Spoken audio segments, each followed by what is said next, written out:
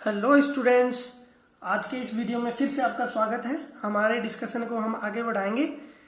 Endogenic forces हमने पढ़ लिए थे, आज हम पढ़ेंगे एक्सोजेनिक। एक्सोजेनिक मतलब बाह्य प्रक्रम या बाह्य बल। बाह्य बल जो है वो क्या करते हैं? बाह्य बल जैसे मानो एंडोजेनिक फोर्स से क्या हुआ, किसी लैंडफॉर्म का निर्माण हो गया। जैसे मानो वैल्कोनिक इरप्शन हुआ, वैल्कोनिक इरप्शन से लावा बाहर आया और उसने क्या बना दिया, प्लेट्यू या फिर एक माउंटेन बना दिया। ये मानो जाने, ये आप माउंटेन मान लो या प्लेट्यू मान लो। आपको अच्छे से पता है कि किस तरह से, मैं आपको दिखा देता हूं कि जब ये लावा यहां डिपॉजिट होगा तो यहां जो प्लेन था, पहले जो एरिया था ये था, जो हाइट थी वो ये थी, लेकिन अभी हाइट बढ़ गई ना इसके कंपेयर में, तो ये लैंडफॉर्म जनरेट हो गए। लैंडफॉर्म के बाद में क्या होगा, यहाँ पानी गिरेगा, पानी गिरने से पानी इसको इरोजन करेगा, इरोजन कर कर इसको वापस कहाँ ले जाके देगा, समुद्र में डिपॉजिट करेगा। तो ये पूरा प्रक्रम चलता है इसमें, किसका, वेदरिंग का। वेदरिंग में आप जोड़ सकते हैं इरोजन प्लस ट्रांसपोर्टेशन।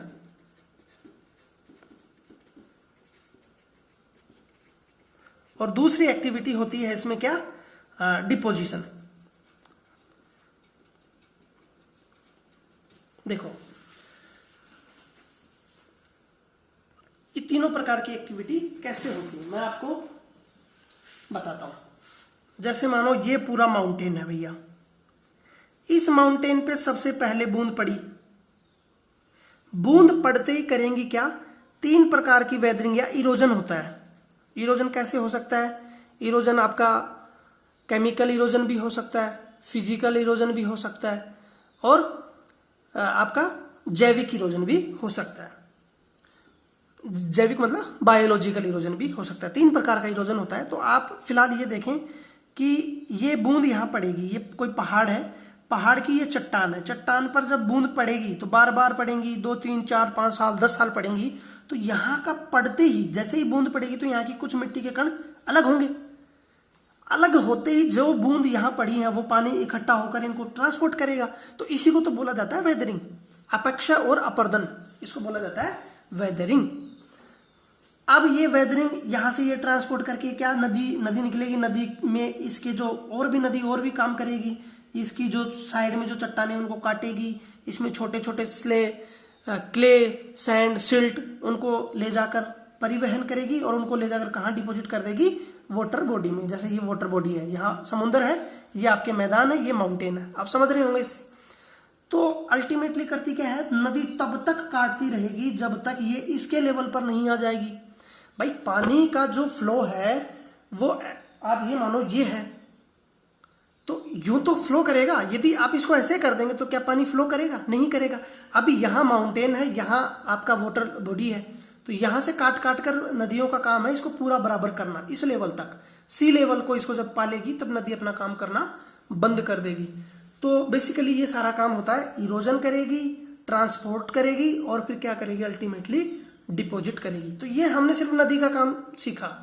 यही काम आइस भी तो करती है।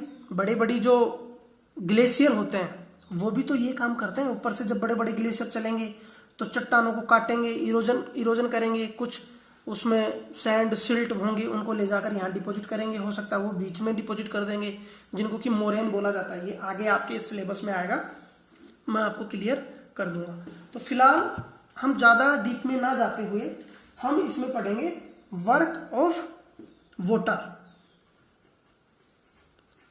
Work of a river. Component क्या होगा इसमें, वाटर। लेकिन वाटर कौन सा है, रिवर का, क्योंकि वाटर तो सी वाटर भी होता है, वो भी का कुछ काम करता है, इरोजनल और डिपोजिशनल दोनों का एक्टिविटी करते हैं। अब वाटर कैसे काम करता है। वाटर मैंने आपको बताया, यहां से ये सब चीजें हो गई, ये नदी आ गई, यहां नदी तक हम पहुंच गए। अब नदी आगे कैसे काम करती है, नदी को हम सीखते हैं। तो नदी कुछ क्रिएट करती है, कुछ आकृति बनाती है, कुछ लैंड फॉर्म क्रिएट करती है, फॉर्म करती है। जैसे मानो ये नदी है, ये नदी क्या करती है, यूं चलती है। तो ये जो अलग जो आकृति बन रही है ना, ये देखो ऐसे ऐसे ऐसे ऐसे जो चल रही है, इसको बोला जाता है मियांडर। मियांडर या विसर्प, इनको बोला जाता है विसर्प। सर्प की आकृति में ये चलती है, इसको विसर्प बोलते हैं। चलेगी क्यों? जैसे यहां से तो सीधी आएगी, लेकिन ये जब यहां से आएगी तो यहां से कुछ मात्रा में डिपोजिशन साथ लेके आएगी, कुछ जो इसके साथ होगा, डिपॉजिट जो होंगे उनको साथ लेके आएगी और लाके वो कभी इसको यहां जमा करेगी। इसके रास्ते में जब ये रास्ता अवरुद्ध हो जाएगा तो यहां रास्ता, पहले ये ऐसे, फिर ये घूमती चली जाती है। आप बेसिक ज्यादा डीप में नहीं जाना, आप इतना समझो कि विसर्प नदी बनाती है अपने रास्ते में। क्यों? क्योंकि उसके पास क्या हो जाता है, जो इरोजन और डिपोजिशनल जो चीजें हैं ना, वो अपने साइड में जमा करती जाती है। जैसे ये नदी जा रही है, इसके साथ कुछ चीजें आएंगी, वो यहाँ जमा कर देगी, तो इधर का रास्ता रुक जाएगा, इधर आ जाएगी, फिर यहाँ जमा करेगी, फिर इधर चलेगी। तो ऐसे विसर्प बनते हैं। चलो जी, ये इतनी बात समझ में आ गई। अब विसर्प से बनती है आपकी ओक्सबो लेक। ओक्सबो लेक बहुत अच्छा कंसेप्ट है, आप इसको सीखिएगा। ये विसर्प है, आपको समझ में आ गया, ये विसर्प है। अब नदी क्या करेगी कि यहां लेके आई, यहां कुछ डिपॉजिट कर दी, तो ये जो रास्ता है ना उसका रुक जाएगा और एक नया रास्ता इधर से ले लेगी। नया रास्ता किधर से ले लेगी? इधर से। अपने रास्ते को सीधा कर देगी, ऐसे सीधा कर देगी ये, मतलब यहां डिपोजिशन कर करके, और ये नया रास्ता अपना बना लेगी। तो ये जो अलग जो चीजें रहेगी ना, ये जो बन गया, इसको बोला जाता है ओक्सबो लेक। ओक्सबो लेक, ये बोलते हैं गोखुर झील। आपको ओक्सबो लेक का कंसेप्ट भी क्लियर हो गया होगा। इसके अलावा क्या होता है, कई बार नदियों में ज्यादा पानी आ जाता है, बहुत ज्यादा पानी, जैसे मानो ये वाटर की स्ट्रीम है, ये एक नदी है, इसमें ज्यादा पानी आ गया, तो पानी जब इसके बैंक से ऊपर चला जाएगा इस एरिया में, तो यहां क्या होगा, एक मिट्टी जमा देगी, ये जो साथ लेके आती है डिपोजिशन, उसको यहां डिपोजिट कर देगी। तो यहां क्या होगा, एक फ्लड प्लेन बन जाएगा, इसको बोला जाएगा फ्लड प्लेन। फ्लड प्लेन जो है वो बहुत ही फर्टाइल होते हैं। क्यों फर्टाइल क्यों होते हैं? क्योंकि ये नदी जो है पहाड़ों से अच्छी मात्रा में मिनरल्स, सैंड, स्लेट, सिल्ट ये लेके आएगी और उसको यहाँ डिपॉजिट कर देगी। जब पानी की मात्रा नॉर्मल होगी तो अपनी उसी धारा में बहने लग जाएगी। तो ये जो एरिया होते हैं ना फ्लड प्लेन्स, इनमें अच्छी खासी मात्रा में एग्रीकल्चरल एक्टिविटीज की जाती है। तो आपको फ्लड प्लेन के बारे में पता लग गया। कई बार क्या होता है कि नदी अपने किनारों पर यहाँ डिपॉजिट कर देती है कुछ मात्रा में सैंड, स्ले या कंकड़, पत्थर जो है, तो इससे बाहर वो नहीं जा पाती, तो इसको बोला जाता है लीव्स। इसको बोला जाता है लीव्स, या आप इसको बोल सकते हैं डाइक, एक प्रकार के बांध, एम्बैंकमेंट। लेकिन एम्बैंकमेंट जो है वो आदमी के द्वारा भी बनाए जाते हैं कि नदी जो रेजिडेंशियल एरिया है उसमें पानी ना जाए, तो नदी के किनारे क्या कर देता है आदमी, बांध बना देता है, छोटे छोटे मेड बना देता है, उसको एम्बैंकमेंट बोलते हैं। जो प्राकृतिक रूप से बनते हैं उसको लीव्स बोलते हैं, जो नदी खुद बनाती है। चलो, इतना सीखने के बाद में जैसे जैसे ये पानी कम होगा ये वापस अपने फ्लो में बहने लग जाएगी। ये तो बेसिक सी चीज है, ये आपको समझ में आई गई होगी। अब फाइनली होता क्या है, नदी पहाड़ से निकली, प्लेन में ये सब काम कर रही है। ये जो मियांडर, गोखुर लेक, ये सब प्लेन्स में बनेंगे ना। ये फिर लास्ट में क्या होगा, सी लेवल के पास में आते आते, जैसे यहां नदी आई ऐसे बह रही है, ये सी लेवल है, तो आप देख रहे होंगे इसका जो ढाल है वो सीधा हो रहा है, कम हो रहा है। जब ढाल कम होगा तो पानी तेज गति से बहेगा या कम गति से, आप प्रैक्टिस करें, आप किसी चीज पर वो कर सकते हैं। यहां यदि पानी डालेंगे, पानी की बूंद, तो बहुत इसको खड़ा रखेंगे ऐसे, तो कितनी जल्दी जाएगा, और ऐसे करेंगे तो कम गति से जाएगा, और ऐसे करेंगे तो कम गति से, बिल्कुल ऐसे कर देंगे तो जाएगा ही नहीं। इसका मतलब नदी का जो पानी है उसमें इतनी कैपेसिटी नहीं होती कि जो यहां से वो चीजें लेके आया है उसको आगे ढो सके। तो उसको क्या कर देगा, वो यहीं डिपॉजिट करना शुरू कर देगा। यहां डिपॉजिट कर दिया, यहां डिपॉजिट कर दिया। अब यहां से जो पानी आएगा तो ये डिपॉजिट है, डिपॉजिट से क्या होगा, ये बढ़ जाएगा ऐसे ऐसे। यहां समझिए, ये नदी है, यहां डिपॉजिट किया, यहां डिपॉजिट किया, यहां डिपॉजिट किया, तो पानी ऐसे जाएगा, ऐसे ऐसे बट जाएगा। तो ये देखो, एक से एक धारा से कई धाराओं में बट जाती है। इनको बोला जाता है डिस्ट्रीब्यूटरीज, इनको बोला जाता है डिस्ट्रीब्यूटरी, वितरिकाएं। एक होता है ट्रिब्यूटरीज और एक होता है डिस्ट्रीब्यूटरीज। ट्रिब्यूटरीज के बारे में आपको कभी बाद में बताएंगे। तो ये जो आकृति बनती है पंजे अपने इसके अनुसार, जैसे ये मानो आपका हाथ है, ये पूरा, ये मानो ये नदी बह रही है, ये आपका एक धारा होगी, ये दो, तो ये एक पंजानुकार एक वो बनेगी आकृति ऐसे, इसको बोला जाता है डेल्टा। इसको क्या बोला जाता है? डेल्टा। तो अब आप एक बात देखिए, ये सारी जो चीजें हैं ये डिपोजिशनल लैंडफॉर्म है, इनको डिपॉजिट करके पानी के द्वारा बनाया जाता है। चलो अब ज्यादा इसमें हम फोकस नहीं करेंगे, आगे हमने वाटर के बारे में पढ़ रहे हैं तो सी वाटर भी देख लेते हैं। सी वाटर के लिए देखो मैं आपको कंसेप्ट बताता हूं। ऐसे मानिए ये सी है, अब इसका ये सी जो है, सी में कुछ वेव चलेंगी, धाराएं चलेंगी, सुनामी भी आती है, तो ये पानी क्या करेगा, ये जो कोस्ट लाइन है ना, इस पर अपना कुछ काम करेगा। जैसे इसका जो लैंड फॉर्म है इसको काटेगा, इसमें क्या करेगा, इरोजन करेगा। इरोजन कर करके क्या कर देगा, अलग अलग तरह की आकृति बनाएगा। अब आपको तो समझ में तो आ गया ना, आप कभी समुद्र के किनारे जाएं तो आप देखना कैसे लहरें आएंगी, उठेंगी, फिर गिरेंगी, फिर वापस जाएंगी। तो वो काटती भी हैं, डिपॉजिट भी करती हैं और वापस भी जाती हैं, सारा काम एक साथ करती हैं ना। तो अभी हमारा पूरा फोकस डिपॉजिट पे, उस पे है, इरोजन पे। तो इरोजनल लैंडफॉर्म में क्या होता है कि जैसे मानो ये कोई एरिया है ना, ये मैंने लैंड मान लिया ना, इधर सी वाटर है, ये वाटर है पानी, इधर से वो चली वेव चली, इससे टकरा के यहाँ क्या करेंगी, ये कुछ गड्ढा कर देंगे, इसमें बार बार काटती रहेंगी, ये गड्ढा अंदर चला जाएगा, अंदर तक। ये देखो ऊपर सेफ है और ये गड्ढा कर देंगे, ये गड्ढा हो गया, यहाँ पानी की जो लहरें हैं वो आराम से जा रही हैं। इस गड्ढे को जो इन्होंने किया है इसको बोला जाता है सी केव। ये लगती है कि नहीं गुफा की तरह, तो ये सी केव्स हो गई। इसके बाद में इसी लाइन को ये क्या करेंगी, और बड़ा कर देंगी थोड़ा, ऐसे इतने बड़े एरिया को काट देंगी, तो एक आर्क नुमा बन जाएगा, ऐसे बन जाएगा आर्क। जैसे ये समझिए आप, इससे ये पानी है, ये काट काट के इसको क्या कर देगा, ऐसे आर्क नुमा, तो इसको बोला जाता है सी आर्क। सी आर्क, सी केव से सी आर्क बड़े होते हैं, ये याद रखना आकृति में। फिर आगे क्या होगा कि ये काट काट के इसको पूरा कर देंगे। जैसे मानो ये आगे तक है, ये यहां भी काट देंगे, तो यहां कुछ चीजें रह जाएगी, एक स्टैक टाइप में एक खड़ा रह जाएगा, स्तंभ टाइप में, दोनों साइड से काट देगी, तो इसको बोला जाता है स्टैक। इसको क्या बोला जाता है, स्टैक। यानी पानी है, पूरा लैंडफॉर्म है, इसके बीच में एक आकृति सी खड़ी है, बस लैंडफॉर्म जो बचा हुआ है, बाकी उसने काट दिया है, तो इसको बोला जाता है सी या स्टैक्स, इसको बोलते हैं। अब एक नया कंसेप्ट होता है सी क्लिफ। सी क्लिफ क्या होता है, देखो फिर से मैं आकृति बना देता हूं। जैसे ये लैंडफॉर्म है, यहां से पानी बार बार काट रहा है, काट काट के पानी ने क्या किया, ये पूरा एरिया यहां तक का काट दिया, ये पूरा पानी में मिला दिया इसने।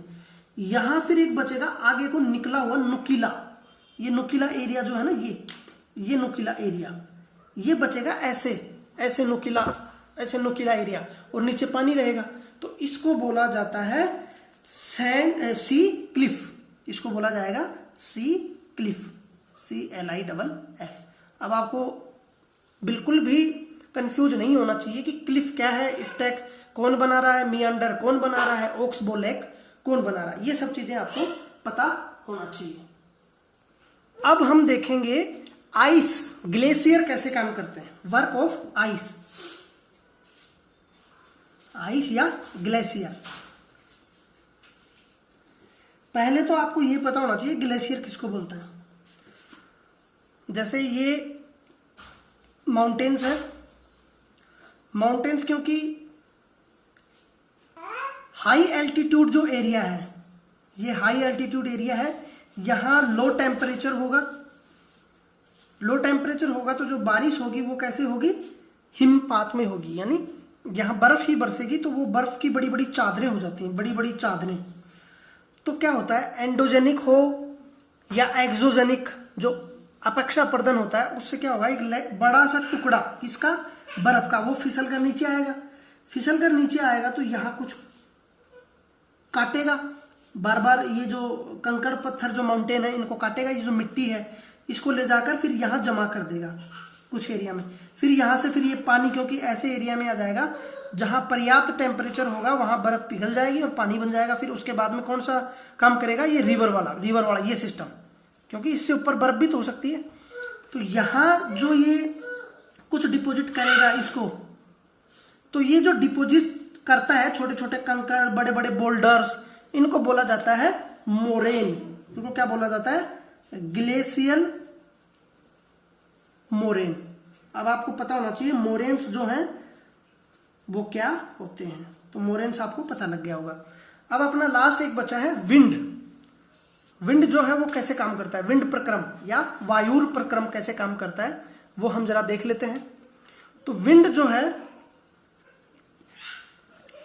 अब आप एक कॉमन सेंस लगाइए, विंड जो प्रक्रम है वो कहाँ काम करेगा, हर जगह काम करता है। विंड का प्रक्रम यहां भी काम करता है, कहाँ, इसमें माउंटेन में। जैसे मानो यहां पानी गिरा, ये कुछ चट्टानें कमजोर हुई, कुछ कण अलग हुए, वायु चली, हवा चली, हवा ने इसको उठाया इस कण को और नीचे डिपॉजिट कर दिया। तो विंड प्रक्रम हर जगह काम करता है। विंड प्रक्रम सी वाटर में भी काम करता है, क्योंकि विंड नहीं होगी तो वेव्स ही नहीं चलेंगी, और वेव्स के कारण और भी होते हैं, जैसे भूकंप आ गया तो भी वेव चलती हैं, वोल्केनिक एरप्शन हो गया तो भी वेव चलती हैं, जो ड्रिफ्ट होता है, या अब ये मानो जो प्लेट टेक्टोनिक होता है, प्लेट की जो गति होती है उसके कारण भी वेव्स चलती हैं। फिलहाल हम विंड पे फोकस करते हैं। तो विंड जो एक्टिव एजेंट है, यानी एक्टिवली जो काम करता है, ये करता है डेजर्ट में। अब आप सोचिए डेजर्ट में क्यों, क्या डेजर्ट में बर्फ आएगी, बर्फ आएगी तो डेजर्ट नहीं होगा। दूसरा, वैसे कोल्ड डेजर्ट होते हैं आपके, कोल्ड डेजर्ट जो होते हैं ना, जैसे नॉर्वे, स्वीडन, फिनलैंड, यहाँ बड़े बड़े एरिया में क्या है कि पेरीग्लेशियल वर्क काम करता है। लेकिन हम विंड की बात करें तो जो डेजर्ट होते हैं, हॉट डेजर्ट, वहां वाटर भी नहीं होगा और आइस भी नहीं होगी। तो मेन जो इरोजन का काम करेगा वो कौन करेगा, विंड। विंड क्या करती है, जैसे मानो ये बहुत बड़ी मात्रा में क्या है, आपका रेगिस्तान है, डेजर्ट है, इधर से विंड चली, इस टीलों को उठाया, यहाँ डिपॉजिट कर दिया, तो तरह तरह की आकृति ये बनाती हैं, sand Duke, sand dune, loess, कई तरह की आकृतियां बनाते हैं। तो ये मशरूम टाइप, जो मशरूम नहीं होता, मशरूम की हम फसल वो भी खाते हैं, मशरूम की फसल की जाती है, सब्जी भी खाते हैं, वेजिटेबल है, उसके आकार की आकृतियां बना देती हैं, इस प्रकार से डिपॉजिट करती हैं, ऐसे लगता है जैसे मशरूम की खेती कर रही हूं। तो इसको बोला जाता है मशरूम रॉक, मशरूम रॉक्स। और एक आकृति बनाई जाती है उनसे, सैंड ड्यून। ड्यून जो है, ड्यून कैसे होता है, जैसे यूं होते हैं, ड्यून का यूं आकार होगा, ड्यून, अलग अलग ड्यून्स बना देंगे, यूं ड्यून्स, इनको बोला जाता है सैंड ड्यून, सैंड ड्यून। ये आपको ये याद रखना है, सैंड ड्यून किसके द्वारा बनाया जाता है, मशरूम रॉक्स किसके द्वारा बनाया जाता है। हो सकता है पूछ ले कि मशरूम रॉक्स आइस ग्लेशियर प्रक्रम से बनाया जाता है, तो ये गलत हो जाएगा। तीसरा होता है लोयस, एक इंपॉर्टेंट कंसेप्ट हो गया, मैं यहां बता देता हूं, लोयस, LOES, लोयस, हिंदी में इसको ऐसे लिखते हैं, लोयस। लोयस क्या होता है, मिट्टी का एक मैदान होता है जो कि वायु प्रक्रम द्वारा बनाया जाता है, और ये बड़े बड़े जो डेजर्ट होते हैं वहीं बनाया जाता है। लोयस जो है वो बहुत ही फर्टाइल होते हैं, यहाँ की जो लैंड होगी या यहाँ की जो मिट्टी होगी वो बहुत ही फर्टाइल होगी। और प्रमुख जो लोयस हैं वो कहाँ मिलते हैं, चाइना में। चाइना में एक स्थान है मंचूरिया, उसको आप मैप पे लोकेट करना, मंचूरिया में लोयस मिलेगा, हांग हो रिवर और गोबी के डेजर्ट के बीच में, उसको आप वो करेंगे, आइडेंटिफाई करेंगे, ये आपका मैप वर्क होगा। तो आज हमने इसमें इरोजनल, डिपोजिशनल और कई चीजें आपको मैंने प्रीवियस लेक्चर में बताई, जैसे जियोमॉर्फोलॉजी का इंपॉर्टेंट कंसेप्ट, जिसमें हमने एंडोजेनिक और ये एक्सोजेनिक सारे जो बाह्य प्रक्रम है ये कैसे पृथ्वी की गति को कंट्रोल करते हैं, ये हमने सीखा। इस वीडियो में इतना ही, और आपका ये चैप्टर यहाँ पूरा होता है। आप इसका पूरा जो क्वेश्चन आंसर्स हैं नोटबुक के वो करेंगे, कुछ एडिशनल वर्क जैसे मैप वर्क, जितने भी चीज़ों का नाम आया, जैसे भुज, चाइना के मंचूरिया हो गया, या आप सी कोस्टल लेन के जितने भी स्टेट्स हैं जैसे कर्नाटक, केरला, तमिलनाडु, पुदुचेरी, उड़ीसा, बंगाल और आपका गुजरात, ये सारे आप क्या करेंगे, महाराष्ट्र, गोवा, आप क्या करेंगे, लोकेट करेंगे। Thank you very much.